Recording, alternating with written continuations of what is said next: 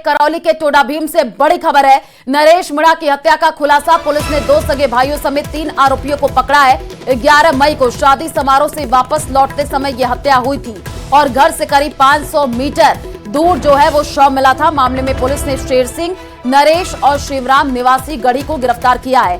बालाघाट थाना पुलिस ने हत्या का खुलासा किया है। टोडा भीम डीएसपी मुरारी लाल मीणा ने ये जानकारी दी है। तो ये बड़ी खबर आपको बता रहे हैं करौली के टोडा भीम से, जहां पर जो है बालाघाट थाना पुलिस ने हत्या का खुलासा कर दिया है। पुलिस ने 2 सगे भाइयों समेत 3 आरोपियों को पकड़ लिया है। नरेश मीणा की हत्या का खुलासा किया गया है। करौली के टोडा भीम से ये बड़ी खबर आपको बता रहे हैं। बालाघाट थाना पुलिस ने हत्या का खुलासा किया है और नरेश मीणा की हत्या का खुलासा कर दिया गया है। बड़ी खबर, पुलिस ने 2 सगे भाइयों समेत 3 आरोपियों को पकड़ा है, जिनसे अब पूछताछ की जा रही है। शादी समारोह से वापस लौटते समय हत्या हुई थी।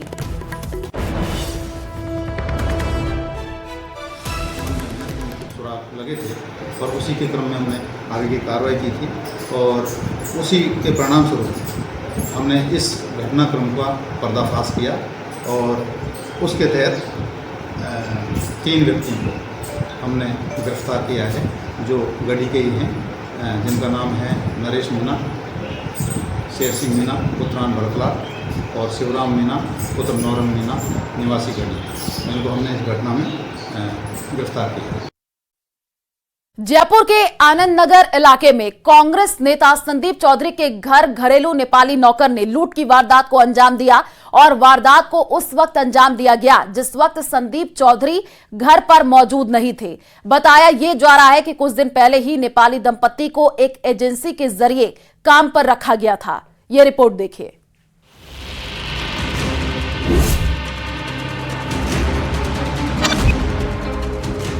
कांग्रेस नेता के घर लाखों की लूट, पत्नी और मां को नौकर ने पिलाया जहर, नेपाली नौकरों ने दिया वारदात को अंजाम।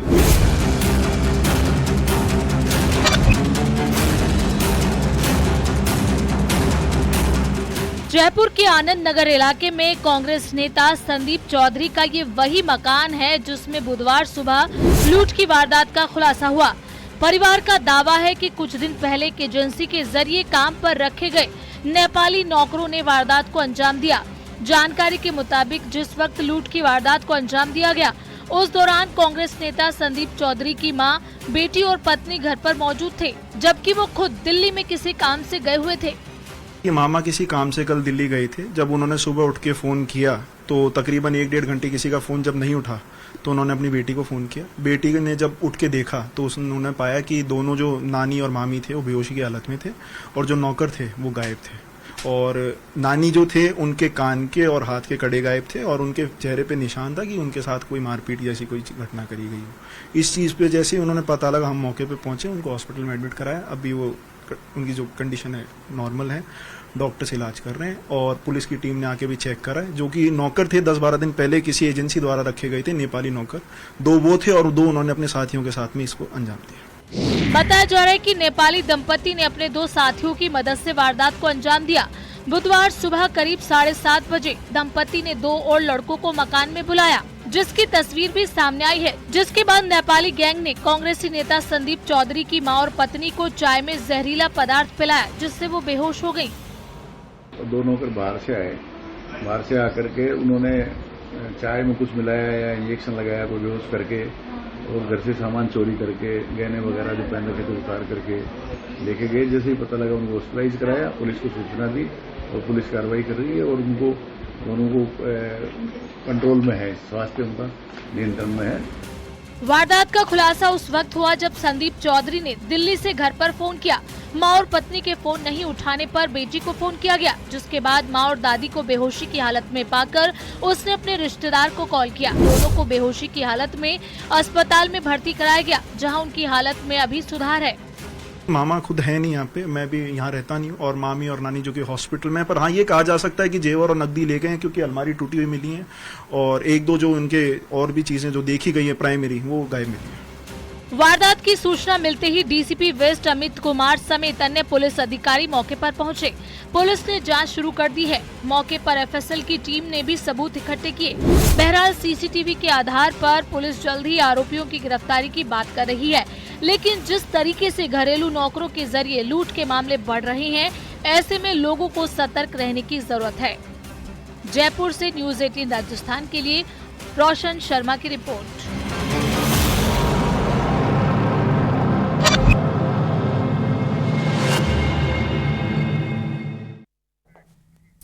प्रदेश के 4 जिलों में बम ब्लास्ट की धमकी मिली है। जयपुर के सवाई मानसिंह स्टेडियम बम से उड़ाने की धमकी मिली है।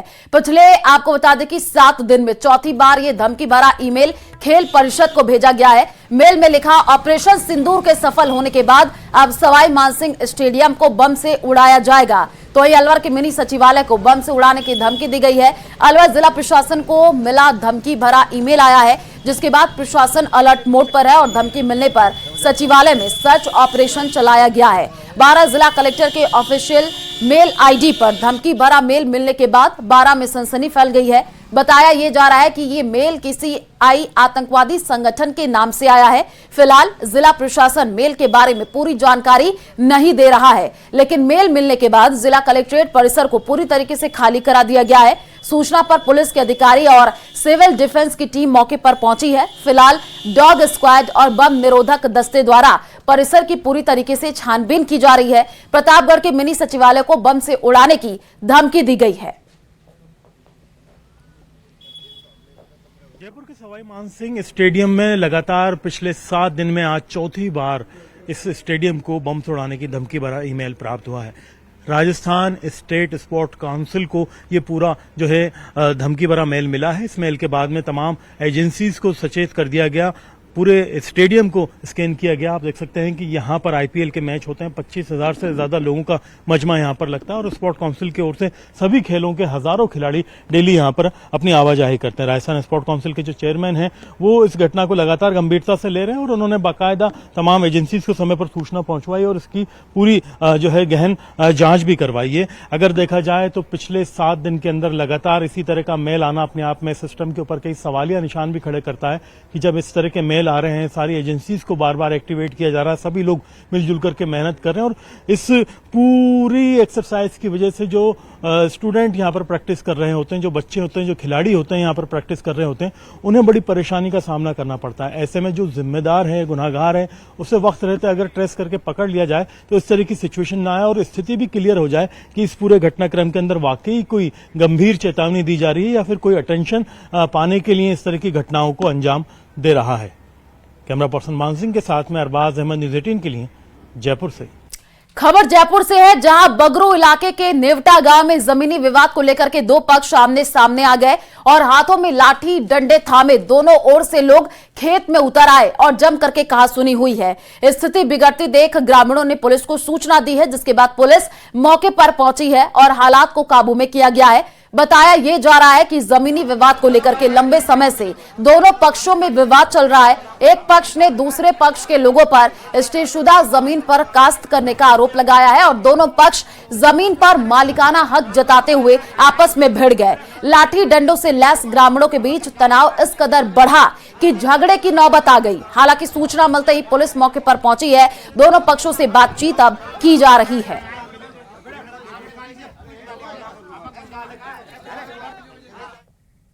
प्रदेश में निकाय और पंचायत उपचुनाव बार बार स्थगित होने पर सियासत तेज हो गई है।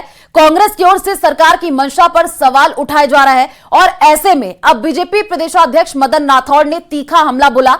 राठौड़ ने कहा कि कांग्रेस की आदत रही है झूठे आरोप लगाने की, लेकिन वो पिछले चुनाव के परिणाम कैसे भूल जाती है जिसमें वो चारों खाने चित हुई थी। उन्होंने कहा कि इस बार भी अगर फिर उपचुनाव करते तो वो चारों खाने कांग्रेस चित हो जाते। उन्हें इस बात का याद रखना चाहिए। तो वही राठौड़ ने कहा कि 2-3 महीने बाद चुनाव 1 नेशन 1 इलेक्शन के तहत चुनाव होना है, फिर 2-3 महीने के लिए उपचुनाव करने का क्या औचित्य है। कांग्रेस कह रही है कि बीजेपी चुनाव टाल रही है। अब जो चुनाव करवा दिए उनका हश्र उनको याद नहीं है।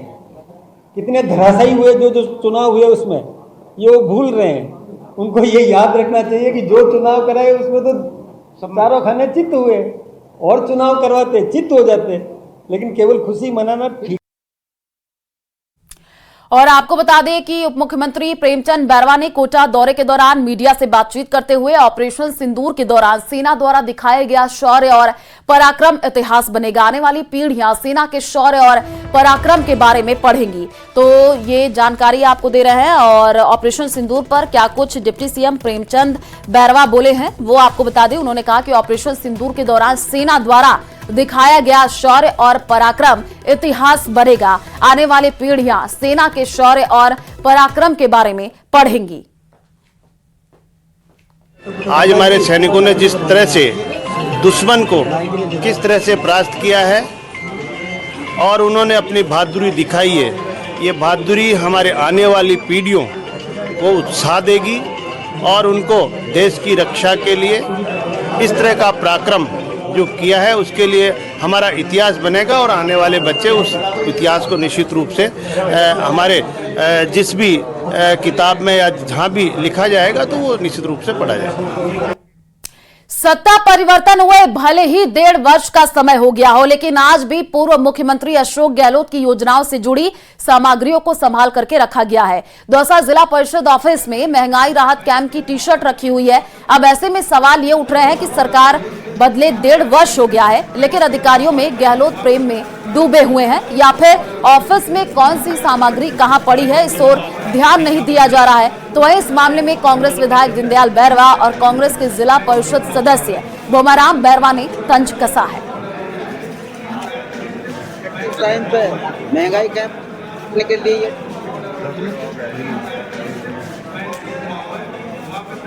यहाँ रख रखी है, क्या पता है इनका टेंडर करेंगे, बेचेंगे, क्या करेंगे क्या नहीं, ये तो बहुत दिनों से देख रहा हूँ मैं इसको। तो हाँ मैंने भी देखी है, अब यहाँ पे इस हॉल के अंदर है, ये पड़ी यहाँ पे महंगाई राहत की जो गहलोत साहब की जो उस टाइम पे जो योजना चलाई थी गरीबों के हित में, इन्होंने उसको बंद कर दिया। लेकिन देखो कितना ही बंद कर दो आप, आज ये जिला परिषद की जो मीटिंग के इस गेट पर ये पूरा बोरा पड़ा है जिसमें ये गहलोत साहब के उस टाइम पे दी हुई टी शर्ट है, ये जो किट यहाँ पड़े हुए हैं, तो चाहे कितने छिपा लो जो चीज योजना है तो अपने आप उजागर होती है।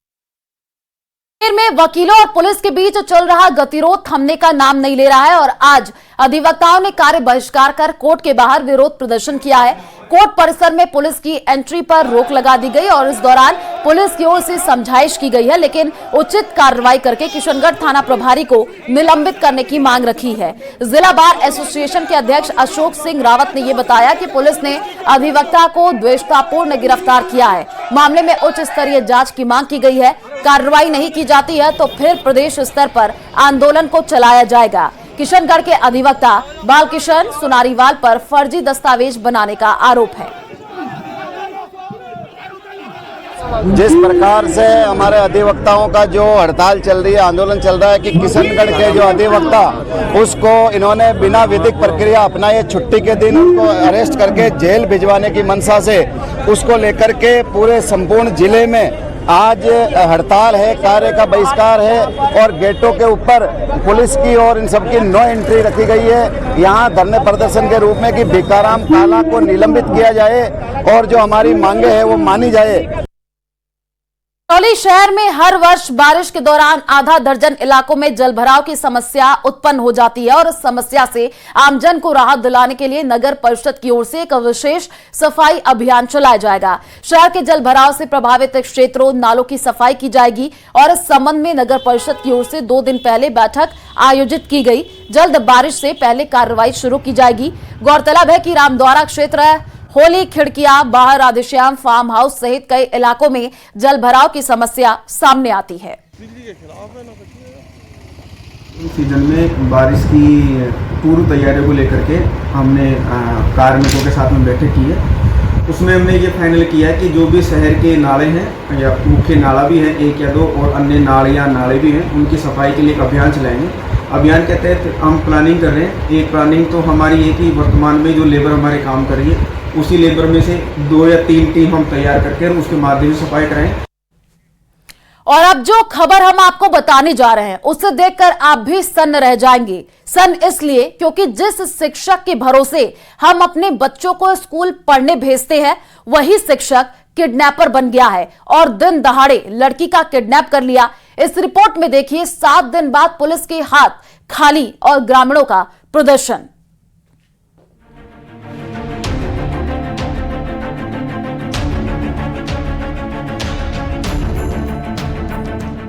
गुरुजी की शर्मनाक करतूत, दिन दहाड़े छात्रा का अपहरण, 7 दिन बाद भी पुलिस के हाथ खाली, स्कूल पर ताला, प्रदर्शन भारी। तस्वीरों में दिख रहे एक शख्स को शिक्षक कहें या किडनैपर, जिसने अपनी ही छात्रा का अपहरण कर लिया और उसे लेकर फरार हो गया। घटना को लेकर परिजनों और ग्रामीणों ने 7 दिन पहले थाने में मुकदमा दर्ज कराया था, लेकिन अभी तक पुलिस के हाथ छात्रा का कोई सुराग नहीं लगा। आरोपी धनपाल मीणा सरकारी शिक्षक है और अमराबाद स्कूल में पोस्टेड है। दौसा जिले के लालसोट क्षेत्र में एक कलयुगी शिक्षक की शर्मनाक करतूत सामने आई है। शिक्षक ने दिन दहाड़े एक लड़की का अपहरण किया और उसे भगा कर ले गया। घटना को 7 दिन बीत चुके हैं, लेकिन जाब्ता थाना पुलिस ना तो लड़की को दस्तयाब कर पाई है और ना ही आरोपी शिक्षक को गिरफ्तार कर पाई है। घटना 9 मई की है, जब शाम करीब 4 बजे लालसोट में प्रैक्टिकल की फाइल लेने के लिए 2 बहनें स्कूटी से जा रही थी। इसी दौरान आरोपी शिक्षक ने पहले निर्जना और फिर लालसोट के जमात चौराहे के पास टक्कर मार दी, जिससे दोनों स्कूटी से नीचे गिर गई। उसके बाद आरोपी 22 साल की बड़ी बहन को गाड़ी में डालकर फरार हो गया और छोटी बहन ने घर पहुंचकर पूरे घटनाक्रम की जानकारी दी। पीड़ित परिवार ने थाने में शिकायत दी, लेकिन पुलिस ने न तो अब तक आरोपी को पकड़ पाई है और न ही लड़की को दस्तयाब कर पाई। उधर गुस्साए ग्रामीणों ने अमराबाद स्कूल के सामने धरना प्रदर्शन किया और स्कूल पर ताला जड़ दिया। लास्ट कंडीशन ऐसी आ गई कि उसको यहाँ से लेके भाग गया और उस एफआईआर को 9 तारीख की एफआईआर कराई हुई है। आज तक वो अरेस्ट नहीं हो रहा है, शिक्षा उसको सस्पेंड नहीं कर रहा है। शिक्षा डिपार्टमेंट उसको डिसमिस फ्रॉम सर्विस करे या उस पर कोई कानून किया है। तो आज उसे इनके माँ बापों ने ऐसा आत्महत्या का वो कर लिया कि हम आत्महत्या कर जाते, इस देश में मरने का सिवाय कोई काम नहीं बचा। ग्रामीणों के प्रदर्शन की सूचना पर लालसोट के एएसपी पुलिस जाब्ते के साथ धरना स्थल पर पहुंचे और ग्रामीणों से समझाइश की। मामले को बढ़ता देख शिक्षा विभाग के आला अधिकारी भी पहुंचे, लेकिन ग्रामीण आरोपी की गिरफ्तारी की मांग पर अड़े रहे। लेकिन बड़ा सवाल ये खड़ा होता है कि दिन दहाड़े एक लड़की का अपहरण होता है और पुलिस 7 दिन बाद भी कोई सफलता हासिल नहीं कर पाती है। आशीष शर्मा, न्यूज़ 18 दौसा। जैसलमेर में ब्लैकआउट, पूरा बाजार खुलने पर चहल पहल देखने को मिल रही है। हमारे संवाददाता सावधान रत्नू ने सोनार दुर्ग परिसर का जायजा लिया। जैसलमेर पर्यटन स्थल है और पिछले दिनों से पर्यटकों की कमी है। आपको बता दें कि पाकिस्तान द्वारा नाकाब जो हरकत है उसके बाद से पर्यटक की अचानक संख्या वहां पर घट गई, जिससे व्यापारियों को काफी ज्यादा नुकसान हुआ है।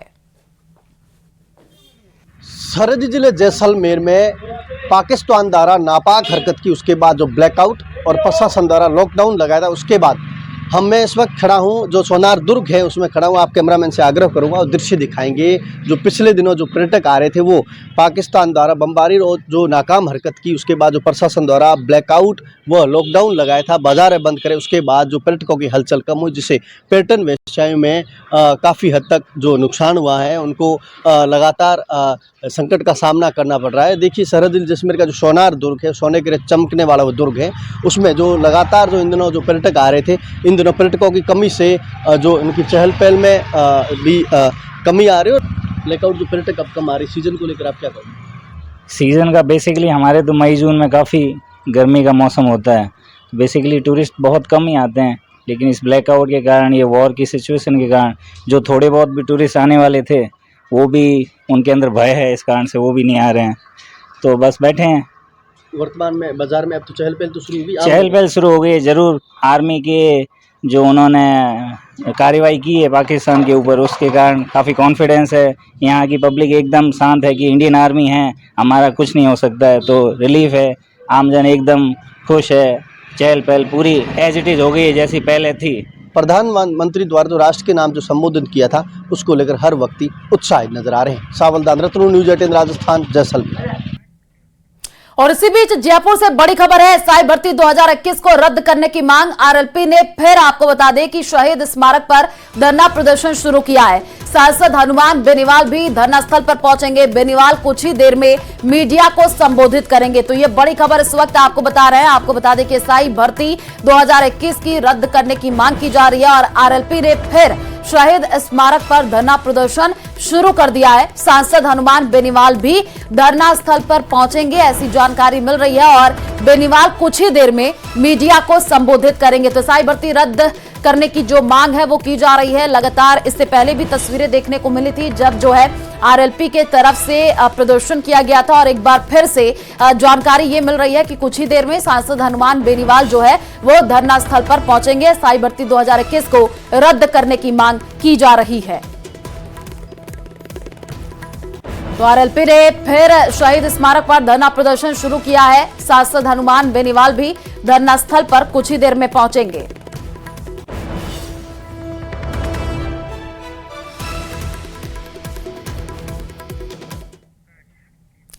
जैसलमेर के दौरे पर पहुंचे बीजेपी प्रदेशाध्यक्ष मदन राठौड़ ने श्री लक्ष्मीनाथ के मंदिर में दर्शन पूजन कर देश में अमन चैन खुशहाली की कामना की है। और इस मौके पर मदन राठौड़ ने कहा कि आतंकियों के मंसूबे धराशायी हुआ है। पाकिस्तान भरोसे के लायक नहीं है। अब किसी भी आतंकी घटना को युद्ध माना जाएगा।